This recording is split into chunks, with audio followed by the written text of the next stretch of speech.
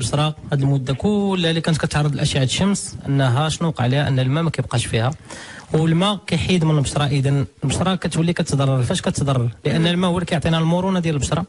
يعني البشره باش كتكون عندها ديك ليلاستيسيتي، يعني المرونه ديال المرونه ديالها. كذلك ان البشره كتكون كتكون مقاومه، يعني بحال كتكون اي حاجه فليكسيبل، يعني اي حاجه كتضرب فيها كترجع، لا من الملوثات لا من اي حاجه كيمكن تضر البشره. هادشي كل شيء كيديروا الماء. اذا الماء ضروري للبشره ديالنا. في حاله ما هذا الماء كيمشي، اذا اشعه الشمس كتضرب لنا البشره ديالنا، ما كنكونوش عطينا الوقايه الكافيه، كيمشي منا الماء. اذا شنو حنا خصنا نديرو؟ خصنا نحاولوا نعطيو واحد الماسكات اللي هذا الماء هذا اللي مشى منا خصو يعاود يرجع. اذا هذه الطريقه كيفاش يمكن نرجعوا هذا الماء؟ خصنا نعطيو مواد اللي كتطرد لنا المرونه ديال البشره، مواد اللي كتغذي لنا البشره، مواد اللي كترجع لنا الشبابيه والحيويه ديال البشره، وهي مواد يا اما كتكون مضادات الاكسده، يا اما مواد اللي كتكون فيها مواد اللي كترفع لنا من المرونه ديال البشره، او مواد كتكون كتحتوي على البروتينات وعلى مواد مغذيه. اذا بالنسبه للماسك الاول اللي كنقترح، كناخذوا فيه 2 بيضات، زيت الزيتون، زيت ارجل الجميل، والعسل الحر. اذا 2 بيضات، زيت الزيتون وزيت ارجل الجميل، معلقه كبيره من كل زيت، والعسل الحر 2 معالق كبار. كنخلطوا هذا الخليط هذا مزيان حتى كيتخلط مزيان، وكنوضعوه ماسك على البشره ديالنا. كنخليوه مده ديال ساعه قل ثلث، يعني 40 دقيقه، وكنغسلوه. ومورا ما كنغسلوه كندهنوا على البشره ديالنا زيت ديال اللوز الحلو. هذا بالنسبه للماسك الاول. بالنسبه للماسك الثاني كناخذوا جبن. اذا اللي كناكلو حنا كنستعملوا لانه جد غني بالمواد البروتينيه، يعني وكذلك المواد المغذيه. جبن طبيعي، كناخذوا الجبن، الحليب دافي، زيت اللوز الحلو، وقريصه ديال الملحه. اذا هنا علاش غنديروا قريصه ديال الملحه؟ لان غتكثر لينا من كما كنقولوا، لان الجبن كيحتوي على واحد النوع ديال البكتيريا مفيده كتفرز لنا الازوت، وملي كنخلطوها بالحليب دافي وكنزيدوا شويه ديال الملحه، فهذاك المواد الازوتيه اللي كتفرز لنا هذيك البكتيريا كتزيد تفرزها بواحد الطريقه كبيره، وبالتالي البشره ديالنا كتولي نقيه، والبشره ديالنا كذلك كترجع لها ديك النضاره ديالها وداك الماء اللي كيتفقد منا. اذا كناخذوا الجبن كناخذوا منه معلقه كبيره، حليب دافي نص كاس صغير، زيت اللوز الحلو معلقه كبيره، وقريصه ديال الملحه. غنخلطوا هذا الخليط هذا مزيان حتى يتخلط، وكندهنوا به البشره ديالنا. كنخليوه مده ديال ساعه، ومن بعد كنغسلوه. العمليه كنديروها 3 المرات في الاسبوع، كنداوموا عليها مده ديال شهرين. وبالنسبه للماسك الاول كنديروه 2 المرات في الاسبوع، كنداوموا عليه مده ديال 3 شهور. نعم. غير الا سمحتي قبل ما نكملوا في الاقنعه ديال البشره الجافه، بالنسبه للزيوت، لان كاين بزاف ديال السيدات اللي كتدخل عند الحمام ديالها كتلقى عندها جميع انواع الزيوت، ها الزيت الحلبه، ها الزيت الخيار، ها الزيت اللوز بالانواع ديالو، زيت اركان، زيت الخوخ، زيت الورد، المهم جميع انواع الزيوت. كاينه اللي كتبقى نهار كامل وهي كتدهن البشره ديالها. علاش؟ ان الزيوت الطبيعيه راه الى ما فاتني راه ما غضرنيش. في الصيف شنو هما الزيوت اللي خصنا نتفاداوهم نهائيا، والزيوت اللي ممكن نديروهم وما نخافوش عليهم حتى الا خرجنا بهم لاشعه الشمس؟ دكتور عماد، فالزيوت بعد الزيوت ان مساله طبيعيه، فهذا هو الاساس اختي لمياء. لان كما كنقولوا، والاساس ديال هذه الفقره هذه الصباحيه ديال ما هو طبيعي والعالم الطبيعي هو هذا. لان واحد الغلط كبير كيديروا الاخوات، كيديروا الاخوه الكثير من الاخوان المغاربه كاملين، انه كيقول طبيعي صافي نغمض عينيا ونستعملوا ما غيدير ليا والو. بالعكس، الحاجه الطبيعيه هي اللي فيها المضره الا ما عرفناش نستعملوها بالطريقه السليمه وبالكميات المحدده. بالفعل. فانا بعدا اولا من الناس اللي ضد الزيت ديال الحلبه. انا ما كنستعملش الزيت ديال الحلبه، وما كنصحش بها، لان قلنا فيها مشاكل كبيره، انها كتسرع لنا الدوره الدمويه، انها كتاثر لنا على البشره ديالنا، وكذلك حتى الزيت ديال الحلبه الا استعملناها بزاف كتولي واحد الكحوليه غريبه في البشره ديالنا. الا استعملناها كتعطي واحد الكحوليه، واحد الكلف ما تصورش كيفاش كيولي في البشره ديالنا. فهنا خصنا نردوا لها البال. حتى الا بغينا نستعملوها خصها تستعمل، مثلا نقولوا حنا كاع بقات عندنا في الدار وما بغيناش زعما حشومه نضيعوا الاستهداف في هذا الزيت ديال الحلبه، نحاولوا نهرسوا لها من الجهات ديالها. اذا كيفاش غنهرسوه؟ مثلا غناخذوا نص معلقه صغيره ديال هذا الزيت ديال الحلبه، ونزيدوا لها 2 معالق كبار ديال زيت الزيتون. اذا غنهرسوا لها الجهد، يعني غيولي الجهد قليل. او مثلا ناخذوا معلقه صغيره ديال هذا زيت الحلبه، نزيدوا لها 3 ديال المعالق كبار ديال زيت اللوز الحلو، غادي نهرسوا لها الجهد، وبالتالي يمكننا نستعملوها، ولكن ما نفوتوش فيها كما قلنا مده ديال 15 يوم في الاستعمال. بالنسبه للزيوت اللي ما يمكنش نستعملوا، وخاصه في الصيف عندنا وخاصه الزيوت اللي ما يمكنناش نستعملوها، خصنا نستعملوها بواحد كما كنقولوا نستعملوها بواحد المقادير خاصه، بحال مثلا زيت الخزامه، زيت القرفه، مثلا الزيت ديال الزعتر، فهادو كلهم زيوت اللي نحاولوا نتفاداوهم في هذا الوقت. زيت الجزر ما نديروهاش في الصباح لانها كتسمر. زيت ارغان كذلك ما نديروهاش في الصباح لانها كتسمر. الغلط الشائع ان زيت السمسم يعني زيت ديال الزنجلان انك تعطي وقايه من الشمس، فهذا غلط. فزيت الزنجلان كتسمر لانها كتهيج لنا ماده الميلانين ملي كتتلاقى باشعه الشمس وكتعطينا هذيك الكحوليه. اذا هادو كلهم زيوت خصنا نتفاداوهم، زائد الزيوت الاساسيه يعني الرواح، يعني الرواح ديال الزيوت يعني ديك الروح اللي كتكون، فهذه حتى هي خصنا نردوا بال، لان العديد من الناس دابا كياخذوا الروح وكيديروها مباشره على البشره.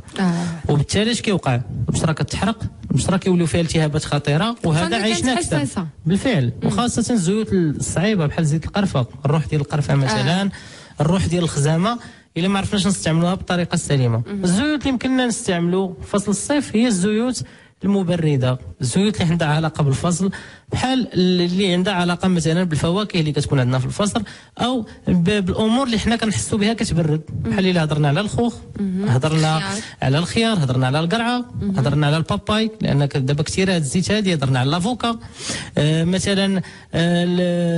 دابا كاين حتى الزيت ديال البطيخ كيستعملوها، الزيت ديال القرعه الحمراء، فهذه كلها زيوت مرطبه، وهذه كلها زيوت اللي كتغذي لنا البشره ديالنا. الا سمحتي لي دكتور عماد، وبما ان حنا كنتكلموا على الزيوت اللي عندهم علاقه كبيره بالبشره، سواء بالبشره ديال الوجه او بالفروه ديال الراس، يقال بان الزيوت مثلا خصها تكون ما كتشوفش الشمس، بحال مثلا زيت العود او زيت الزيتون، من الاحسن انها تكون في واحد القرعه اللي ما كتوصلهاش اشعه الشمس، ونحطها في واحد البلاصه اللي ما كتوصلهاش الاشعه. فالزيوت اللي كنتكلموا عليها بحال مثلا زيت الخيار، زيت الخوخ، زيت الباباي، هاد الزيوت اللي نستعملوا دابا في الصيف. نعم. زيت اللوز الحلو، نعم، فواش حتى هي خصها ما تشوفش الاشعه، خصنا نحطها في شي بلاصه اللي مظله، او لا كيفاش نتعاملوا معها؟ احنا نعم، فكيفاش حنا كما كنعرفوا حنا الصيادله كنقولوا حنا العدو والكيميائي الاول هو الشمس، هو اشعه الشمس. بالفعل، لان اي حاجه في اشعه الشمس داك التاثير حنا باقيين كنهضروا، اي حاجه ديال اشعه الشمس خاصه ديك فوق البنفسجيه فكتاثر لنا على اي محلول كما كان، يعني كتخسر من كتحيد لهم داك القوه ديالو. فدائما الزيوت كنديروها في واحد القراعي اللي ما كيكونوش كيبينوا، ولو كانوا عندنا دوك القراعي اللي كيبينوا فلا لاحظتي كنخبيهم في واحد البلايص اللي مدرقين على الشمس، ضروري ومؤكد. مثلا الغدار كنحطهم في الحمام ودرجه لا، ولكن الحمام ما كنحافظوش على الدرجه كما كنقولوا حنا الدرجه ديال البيت اللي هي كتخصها تكون ما بين 25 درجه حتى 27 درجه. فهمتي؟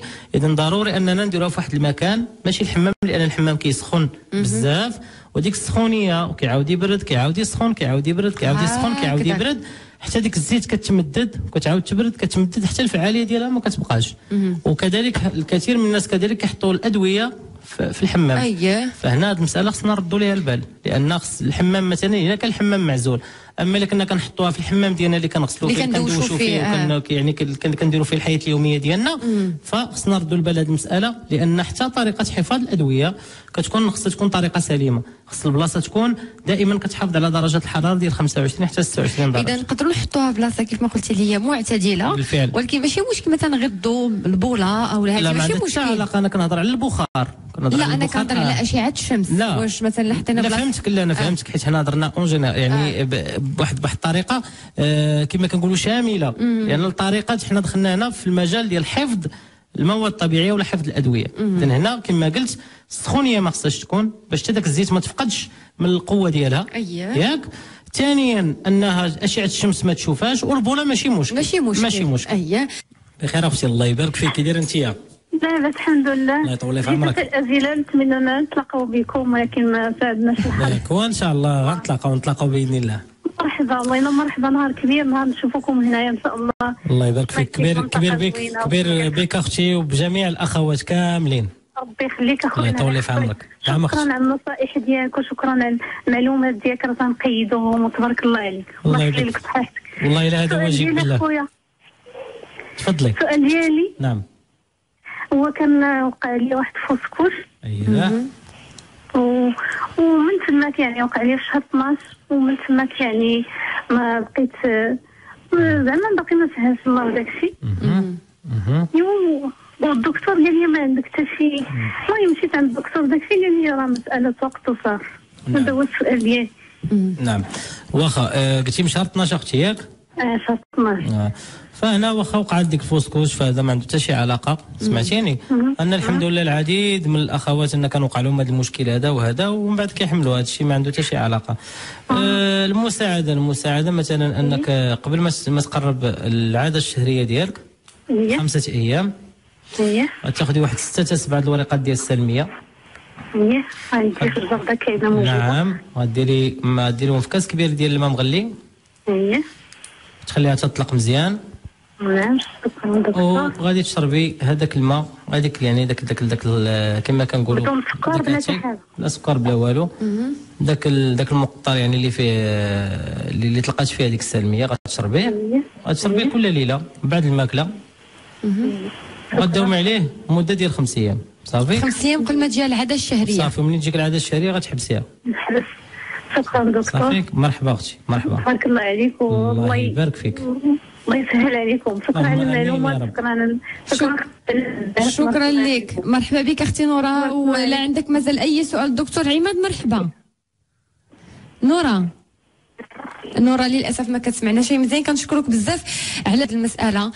مزيان مني جبدتها نورا. انا بزاف ديال السيدات ما قيمتش يكتب ليهمش انهم يجيبوا وليدات، كيمشيو عند الطبيب هي والراجل ما عندهم والو، لكن ربي باقي ما وصلش داك النهار اللي غيرزقهم بالذريه الصالحه. وهنا كتبدا اللي كيفهمش يفهمها كيعطيها لديك السيده. ها العشبه الفلانيه، ها ما نعرف شنو، ها ما نعرف شنو. وانا والله الا كنعرف واحد السيده توفات الله يرحمها. ولدات مره واحده وبغات تعاود تزيد، وبقاو عليها هاد يعطي هاد العشبه في هاد الشكل، وهاد يعطي هاد الحاجه مدقوقه، غير الجارات والصحابات والعائله الناس كيديروا هاد الشيء عن حب. نعم، راه كنديروا هاد الشيء حيت كنبغيو داك الشخص، ولكن راه شي مرات ما كنكونوش عارفين، وهاد الشيء اللي سبب لها واحد المشكل كبير جدا في المراره ديالها وفي الكبد بكثره هاد الاعشاب الماره اللي كانت كتاخذ. والله يستر من بعد توفات بهذا السبب. يعني حسب تشخيص الطبيب الله يرحمها في هذا النهار